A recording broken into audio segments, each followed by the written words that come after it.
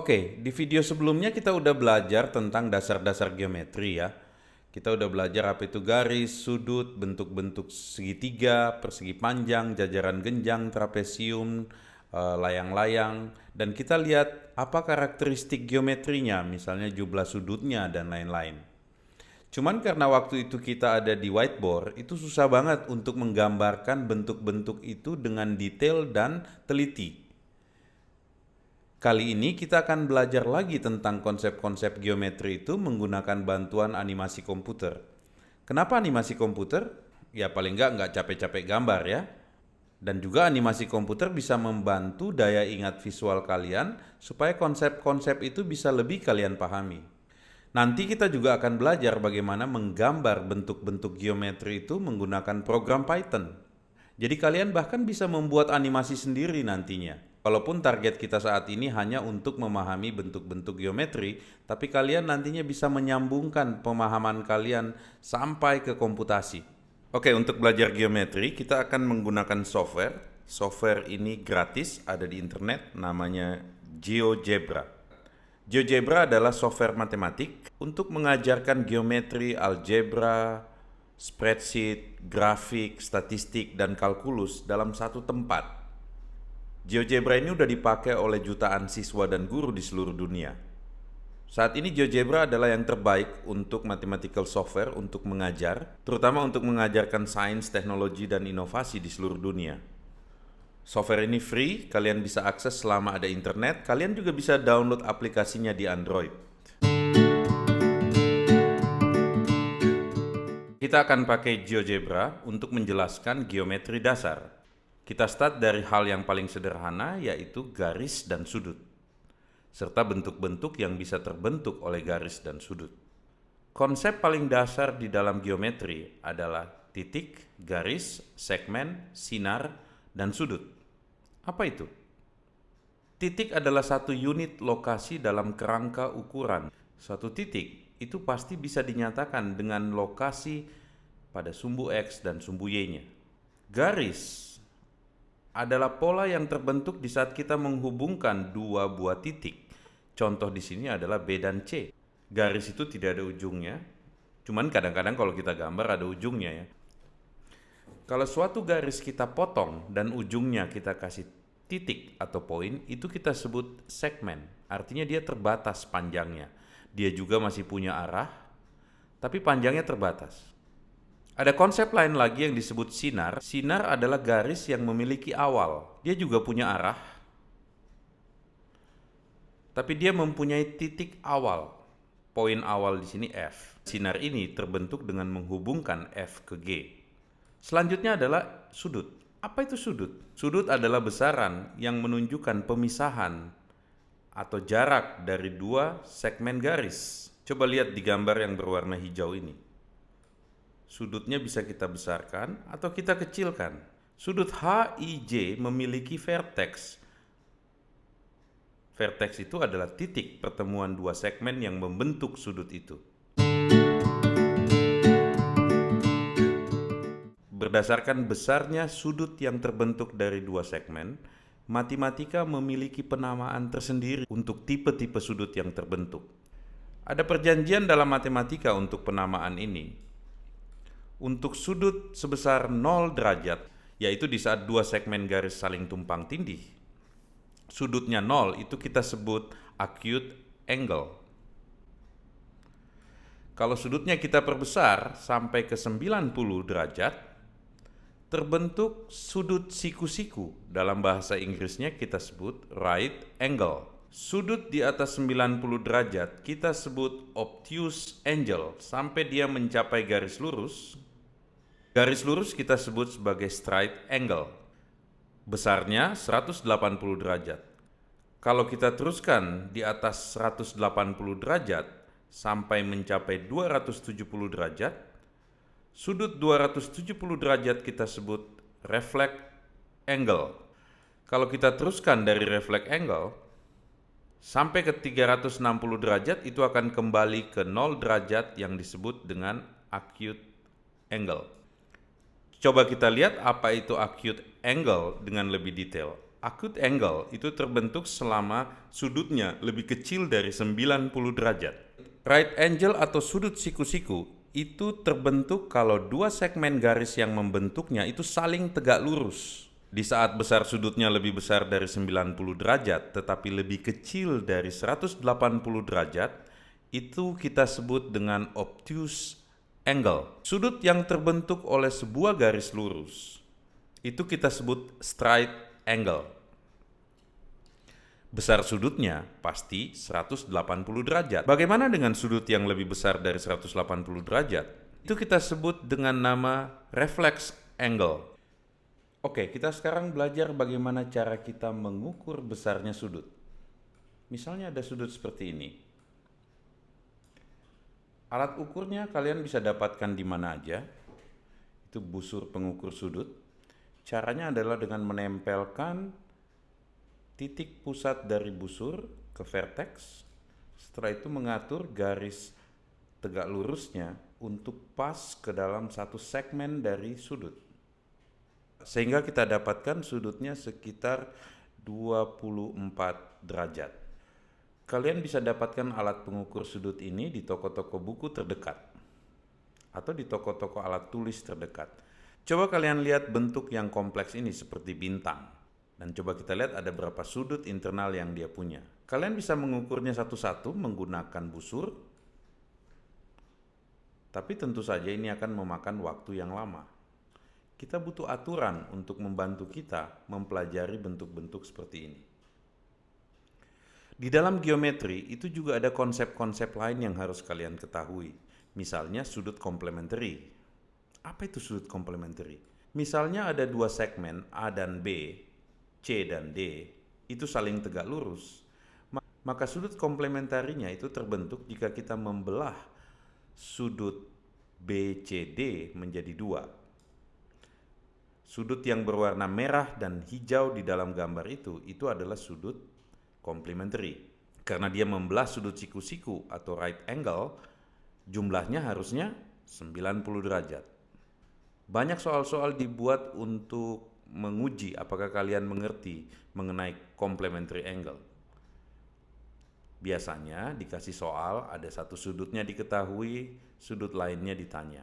Caranya adalah karena jumlah sudut siku-siku adalah 90 derajat, maka tinggal 90 dikurangi dengan nilai yang diketahui. Selain sudut complementary, ada juga yang disebut sudut supplementary. Apalagi nih, kalau yang complementary itu membagi sudut siku-siku menjadi dua, kalau di supplementary itu membagi garis menjadi dua. Penjumlahannya berapa?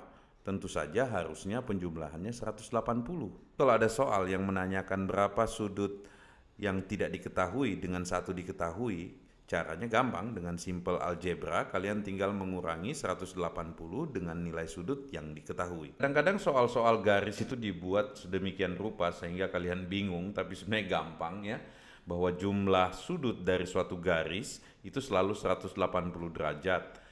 Jadi kalau ada 3 nilai yang diketahui seperti gambar ini dan ada satu nilai yang ditanyakan, itu tinggal mengurangi 180 dikurang dengan jumlah semua nilai yang diketahui. Kalau kalian paham, melihat soal-soal seperti ini pasti gampang sekali. Konsep lain di dalam geometri yang harus kalian ketahui, itu adalah jika ada dua garis berpotongan, maka sudut yang berseberangan yang dibentuk oleh dua garis itu nilainya selalu sama. Coba perhatikan gambar ini. Mulai. Sudut yang dibentuk yang berwarna hijau itu nilainya selalu sama.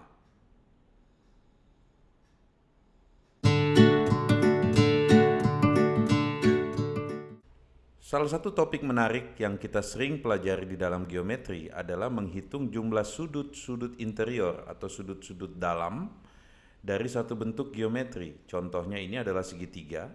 Harusnya kalian udah tahu bahwa segitiga itu jumlah semua sudut internalnya yang di sini berwarna biru, hijau, merah, itu harusnya 60 derajat. Bagaimanapun bentuknya, selalu 60 derajat selama dia segitiga. Oke? Kok bisa ya? Bagaimana cara kita buktikan bahwa jumlahnya selalu 180 derajat? Pembuktiannya itu sederhana sekali. Coba perhatikan baik-baik segitiga ini. Perhatikan sudut-sudut internalnya yang hijau, yang merah, dan yang biru. Ternyata sudut itu kalau dijumlahkan, itu jumlahnya adalah 180 derajat. Coba tarik garis ini.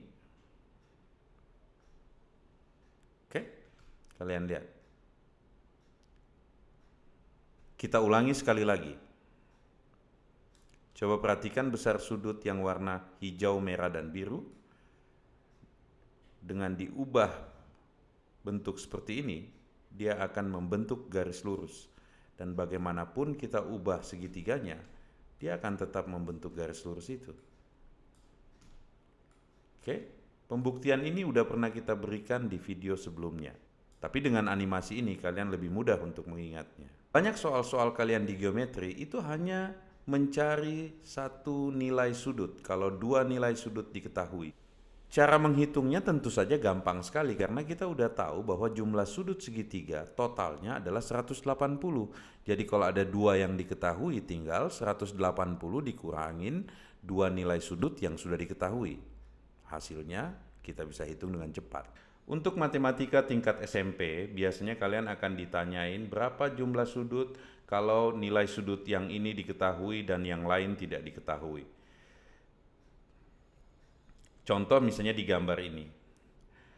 Jumlah sudut yang berwarna hijau dan merah harusnya 180 derajat. Jadi kalau diketahui yang hijau, merahnya gampang kalian ketahui. Jumlah sudut yang berwarna biru dan ungu itu udah pasti siku-siku. Pasti besarnya adalah 90 derajat masing-masing. Dan jumlah sudut segitiga itu pasti 180. Jadi 32 ditambah 90 dengan merah itu juga bisa dicari. Coba kalian berlatih soal-soal di GeoGebra. Atau contohnya adalah kuadrilateral atau bentuk yang punya 4 sisi. Ini bisa bentuknya seperti segi 4, bujur sangkar, atau bentuknya seperti trapesium, atau seperti layang-layang, atau bentuk-bentuk lain. Selama sisinya ada 4, kita sebut kuadrilateral. Kalau sisinya lebih banyak, kita sebut pentagon. Sisinya ada 5. Kalau sisinya ada 6, kita sebut heksagon. Kalau sisinya ada 7, kita sebut heptagon. Kalau sisinya ada 8, 9, 10, yang saya ingat cuma 9 nanogon dan 10 adalah dekagon. Apakah ada aturan-aturan tertentu mengenai jumlah sudut dari semua bentuk-bentuk ini? Jumlah sudut dari bentuk-bentuk itu kita pelajari sebagai bagian dari matematika yang kita sebut geometri. Tentu saja agak sulit kalau kalian harus mengukurnya satu-satu. Kita perlu cari aturan-aturan yang pasti mengenai bentuk-bentuk yang sudah kita kenal. Di video sebelumnya kita sudah belajar mengenai jumlah sudut dari bentuk-bentuk tertentu, yaitu jumlah-jumlah sudut interiornya atau sudut dalamnya. Kalau segitiga, tadi kalian udah pelajari dan udah dibuktikan bahwa jumlah sudutnya itu 180 derajat. Bagaimana dengan kuadrilateral yang jumlah sisinya 4? Bagaimana dengan pentagon yang jumlah sisinya 5? Bagaimana dengan heksagon yang jumlah sisinya 6? Itu ada rumusannya. Di video sebelumnya kita udah belajar rumusannya gimana kan? Bahwa jumlah sudut poligon atau yang banyak sisinya, misalnya yang heksagon, itu adalah jumlah sisinya dikurang 2 dikali 180. Mau coba? Sisinya ada berapa? 3. Artinya jumlah sisi dikurang 2 sama dengan 1 dikali 180. Jumlah sudut interiornya harusnya 180 derajat. Bagaimana dengan kuadrilateral? Berapa jumlah sisinya? Ada 4. 4 dikurang 2, 2. 2 dikali 180, 360. Bagaimanapun bentuk kuadrilateralnya, jumlah sudut interiornya pasti 360. Bagaimana kalau pentagon? Oh, ternyata jumlah sisinya ada 5. 5 dikurang 2 sama dengan 3 dikali 180 sama dengan 540. Bagaimanapun bentuknya selama sisinya ada 5, menurut hukum geometri, jumlah sudut interiornya adalah 540. Begitupun dengan heksagon. Jumlah sisi heksagon ada 6. 6 dikurang 2 sama dengan 4. 180 dikali 4 adalah 720. Jadi jumlah sudut internal atau interior dari suatu bentuk heksagon itu pasti 720. Kalau kalian nggak percaya, coba aja sendiri hitung. Tapi saya yakin kalian pasti capek. Ada baiknya kalian belajar hukum-hukum geometri agar kalian punya intuisi yang orang lain mungkin belum punya. Oke, kita udah belajar banyak hal, termasuk bagaimana poligon, berapa jumlah sudut interiornya. Rumusnya kalian harus ingat ya, rumusnya N dikurang 2 dikali 180, di mana N adalah jumlah sisinya. Jangan lupa untuk terus berlatih menggunakan GeoGebra. Nah, saatnya untuk mengerjakan banyak soal. Di buku kalian pasti banyak soal-soal mengenai geometri dasar untuk SMP. Coba selesaikan semua soal-soalnya. Sampai ketemu di sesi RAM School yang lain.